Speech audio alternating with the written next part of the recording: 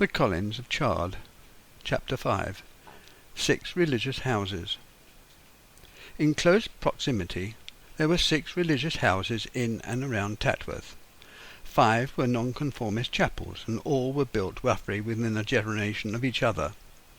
In the first half of the 19th century there were 4 lace mills in Chard, and 1 in South Chard, busy producing lace, bobbin net, using new technologies.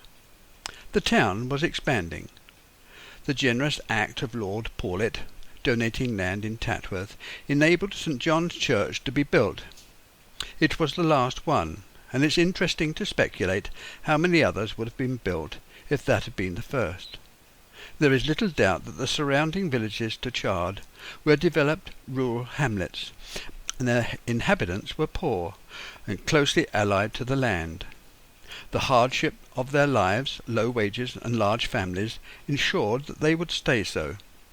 Children were brought up strictly, and rigid moral values were preached. They were Christian, if not always chapel-goers. Politically, the majority were radicals, extreme liberals, Chartists and nonconformists, Protestant dissenters who didn't accept the views of the established church. Even if the family were not frequent visitors to chapel or church, they accepted the doctrine taught about duty and honour. The older generation spoke about one's place in the order of things.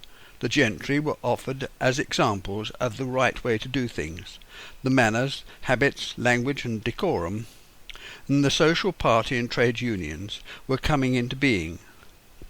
The class structure, clear in the country, but confused in town. In the large houses and estates, snobbery ruled the different jobs. This period approximately covers Victoria's reign and the industrialization of Britain, and had an enormous effect on its citizens, and once begun had a knock-on effect, prompting great scientific advances in almost every field. These created enormous building projects. Young people left the land to seek work in towns and cities, which demanded the building of houses and factories. As with all expanding societies, there were at the bottom an enormous number of poor, sick and handicapped people. The impetus of the expansion declined about the time of the Second Boer War, about the turn of the 19th century. As with all village or town life, you were either church or chapel, and usually the parents dictated this choice. If the parents didn't attend one or other of them, then their children might attend one of the Sunday schools. Anyone who didn't attend any religious institution was considered beyond the pale. Neither of these mixed with the other. The congregations, fetes, days out, celebrations and high days and holidays were spent apart. Both services had their own procedures, equally strict, each regulated outside the village or town by their institutions, with their books, hymnals, collect for the day, and flags. Those of Tatworth, who were Church of England, had to face the journey to St. Mary's of Chard to attend the church. It had been a sore point for many years.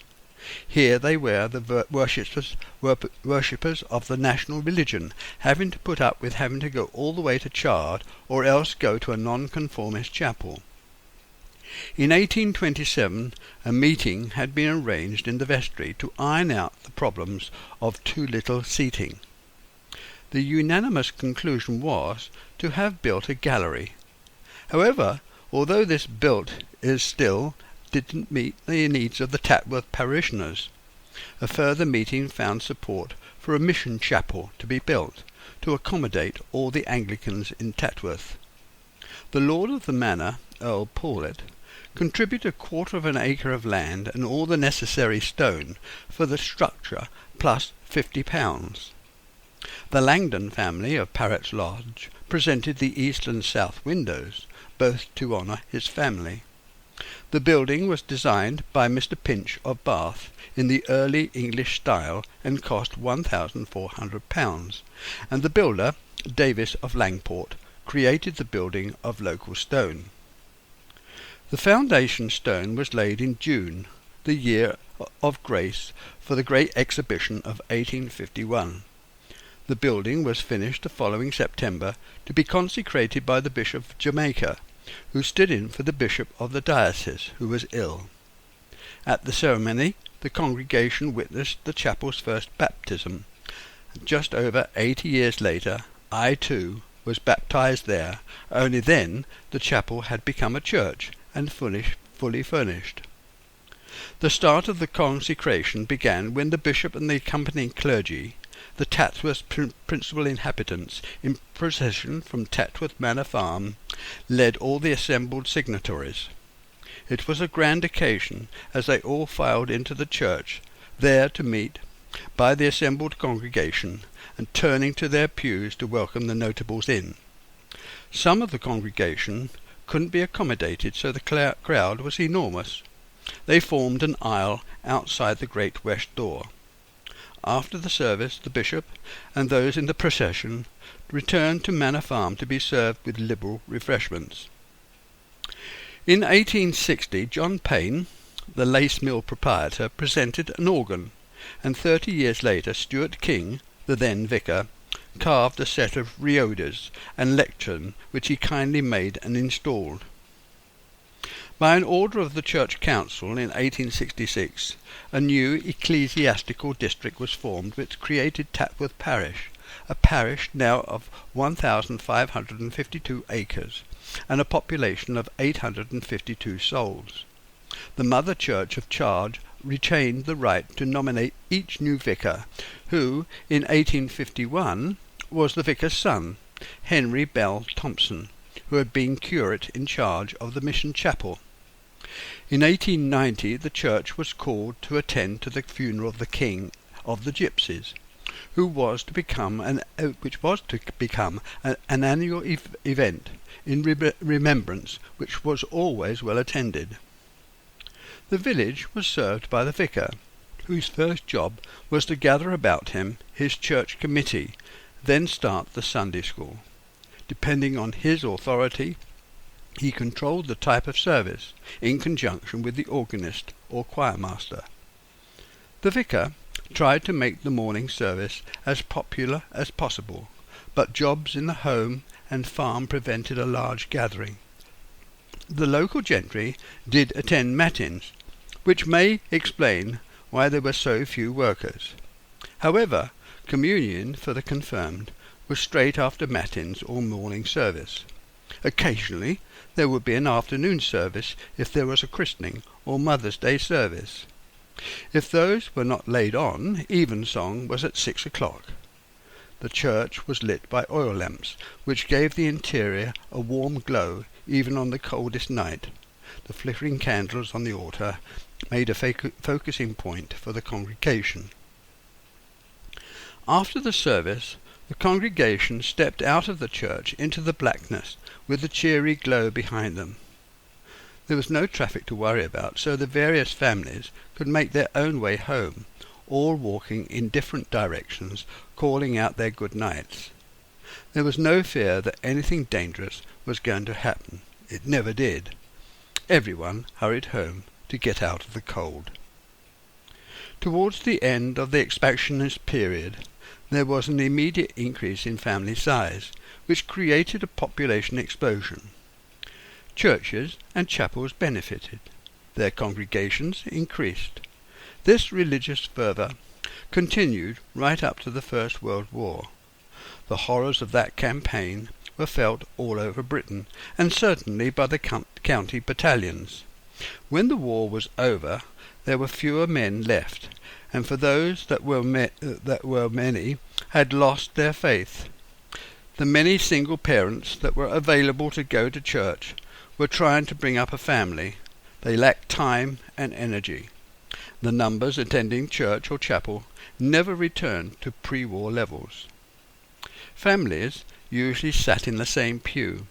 The congregation entered the church to kneel down to say their prayers for forgiveness for any wrongdoing before the service began.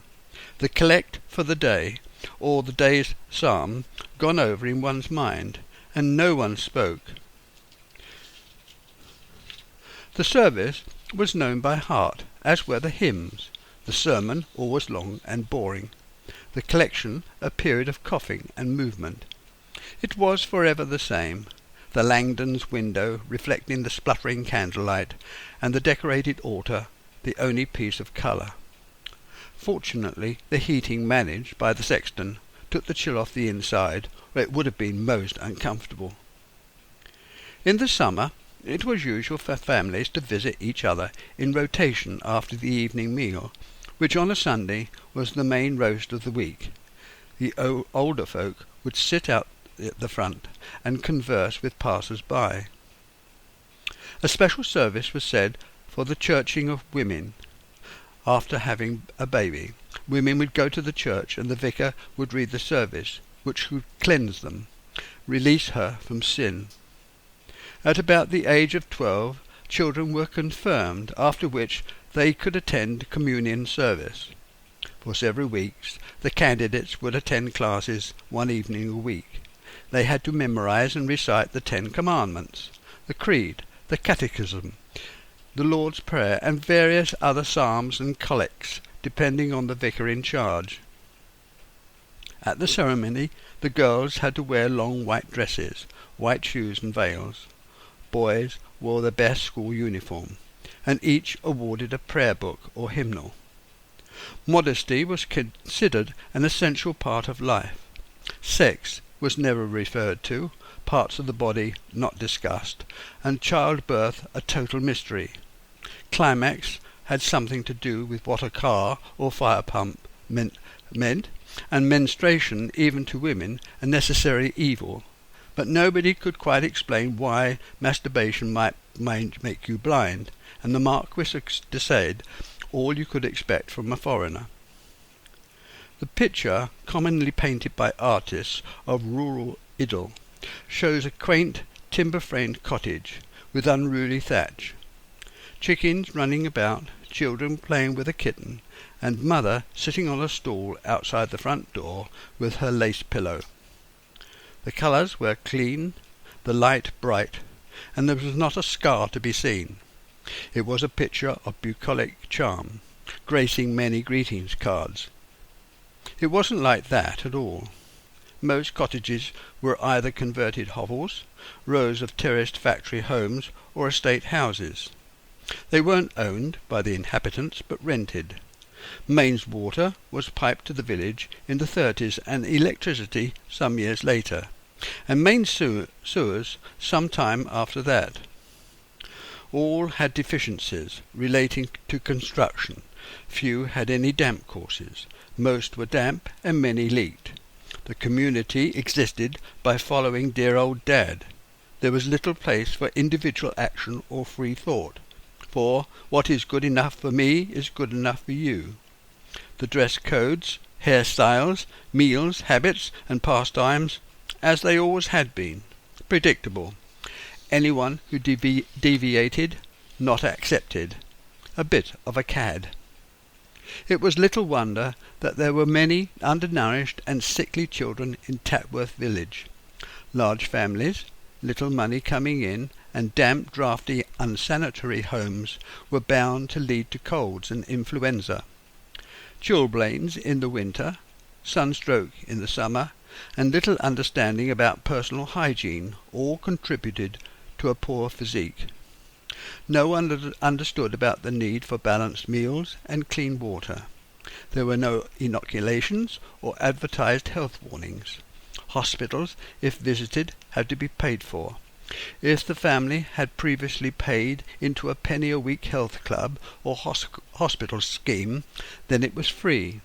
It was common for young children to have chicken pox, measles, and whooping cough, and cases of diphtheria and scarlet fever were rare. TB and glandular fever feared, whilst rickets and blindness not unheard of. My grandmother had a number of stillborn children that needed to be baptized before burial. It was not unusual for pregnant girls to commit suicide rather than face the disgrace of being a single mother. Divorce was unheard of, not that many wished they could. The main reason for women not wanting a divorce was that the courts found in favour of the men. They retained custody, the home and all the possessions. For men it was the shame and the cost. The main reason for discontent was the husband's drinking, leading to physical assault. What made life at Rosalie Cottage so different was Rosa's rigid rules of behaviour, which she demanded from her children. There were few crises. Life was structured along tried and tested paths. It may have been boring, for nothing upset the ordered existence, but it was most certainly predictable, calm and ordered. The society, prior to the turn of the 1950s, was disciplined. The majority lived by the law, the property owner and the employer. Overall would be the rules set out in the Bible. Shame, honour, duty and integrity were qualities set out by parents, by example, the school usually by motto, and church or chapel by sermon. As most other people followed the same dictum, the qualities were reinforced. All men wore a hat or cap, summer or winter. It was the mark of a free man, considered an essential part of daily dress. Women, too, put on a hat or bonnet when going out, wore gloves, and didn't think of attending church or chapel without wearing stockings. Men doffed their hats when meeting a woman in the street for prayers, Armistice Day parade, the national anthem, or when funeral cortege passed by. A death in the village was accorded closed windows, drawn curtains, and black armbands. My father insisted that my brother and I should raise our caps to neighbours, their friends and elderly relatives. This ended very quickly, when we copied our friends and stopped wearing caps, but even then we had to touch our forelocks. Eventually, even this mark of respect died out during the early part of the war. It was then that society changed to be less formal, and this was certainly so with our Victorian upbringing. It was an ordered society where everything out of the ordinary was feared. There was never more than so for the handicapped, who were treated as odd, sometimes ridiculed, and certainly not considered. Many, at the turn of the century, confined to the workhouse or mental institution. For caring parents of such children it was extremely difficult, for the state provided no help. The majority who went out to work understood that no attendance meant no pay, and even if one attended, if for some reason work could not be done, payment would be stopped. Rain would only stop work if the animal could not operate properly. Thankfully, there were always maintenance in the barn or outhouse to tide one over, and if necessary, using the flail to produce chicken feed. In times when no money came in, a loan could be arranged from the tallyman, or produced bought on tick. Everyone used cash, even the employer, who paid weekly. It was considered a disgrace to be in debt, and saving up was the order of the day. Most homes had a number of tins where money was put in for each article of expense. So much for the paraffin, the weekly shopping, the butcher, the baker, the coalman, and the rent. There was a good deal of swapping between the tins. Individuals were extremely independent, especially my grandfather, who would not accept charity in any guise. There were no social services or welfare relief other than a meagre amount for anyone too old or feeble ended up in the workhouse, if the family couldn't look after them. Workhouse inmates were expected to do some work in the cookhouse, laundry or garden. If too infirm, put into a special sick room where the fittest fed the others. And because travelling was difficult, the inmates rarely had visitors, which made life that of a prisoner. Chard had the nearest workhouse, which was divided in casual and residential sections. Casual for vagrants, usually ex-soldiers, some shell-shocked, who moved from place to place chopping wood for each before moving on. Residential were long-term inmates, and some children reared by the workhouse. other orphans, others pregnant who had been thrown out of their homes. The workhouse children were found work when they came of age, others apprenticed in the services. The workhouse was provided with money from the rates, by donation or by benefaction. Life was hard, not just because money was short, but by intent. It was considered to earn one's keep was essential, and that the harder life was the faster inmates towards progress to leave, to make room for others. During the Depression, between the general strike and rearmament for the Second World War, in the early 30s, large numbers of unemployed and displaced men roamed the countryside looking for work. They often slept in barns or outhouses and begged house to house. They were not abusive, but filled with sorrow that they had nowhere to go. In the early 20th century most men smoked. It was considered unmanly not to. The whole action of buying, unwrapping, lighting up, holding, expelling, stubbing out, and conversing was part of society, even part of the social graces. In some cases, buying tobacco considered more important than buying food. Cigarettes and tobacco was issued to the services. They were used as barter, often as contraband or a bribe. The smell was considered sexy, masculine, homely, and calming. Children collected cigarette cards and mounted them in books provided by the tobacco companies. They swapped them, stole them, collected the stubs, and made them. No male wishing to ingratiate himself enters into a group, starts a conversation, or feel at ease, shunned the use of his cigarette case. It was part of life, promoted, advertised, issued, and welcomed. Tatworth citizenry were lucky. Not only did they have a lace mill employing in good times 100 workers, but a thriving butter factory with room for 20.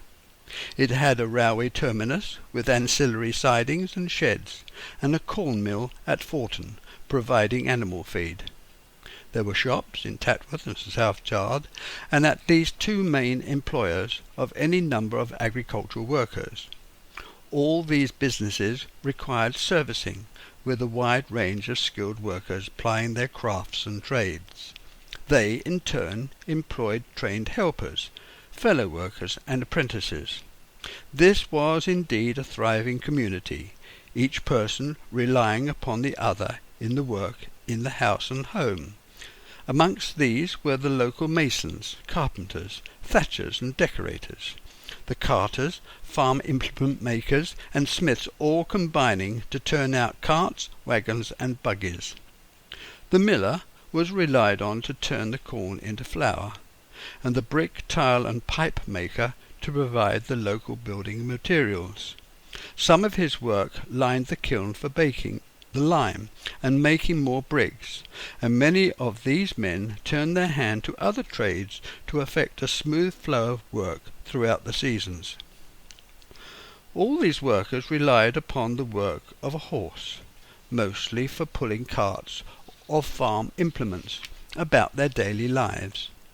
They had been brought up with the knowledge and respect for its work, and the loyalty, for they knew they relied upon its power attending to their well-being. The local farrier and smiths were there to look village horses, care for them, and in health correcting their faults by applying the correct shoes. There were specialist smiths for shoeing, hammering out bent tools, sharpening tines, and making cranked handles for wells, gates, railings, and ornamental flower baskets. Ties for builders, chisels, and mending buckets. Such a variety of work it was sometimes hard to fit in, making the hooped tires for the wheelwright.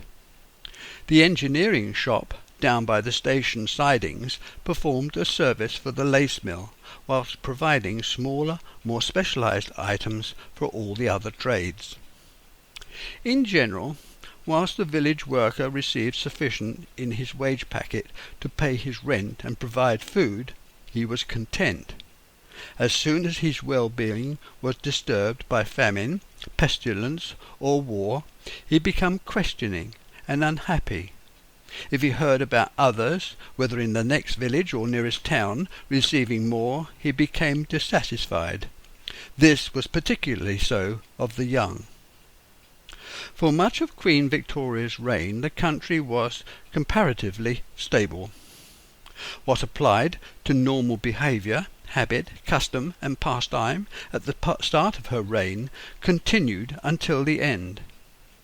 The effects of enclosure, bad harvests, the coming of the canals, steam, and the railways, all had some effect on countryside life, but it was a filtered change, slow to take effect. What brought about massive change quickly was the First World War and its aftermath, a period she was not to see. Things would never be the same again in merry England.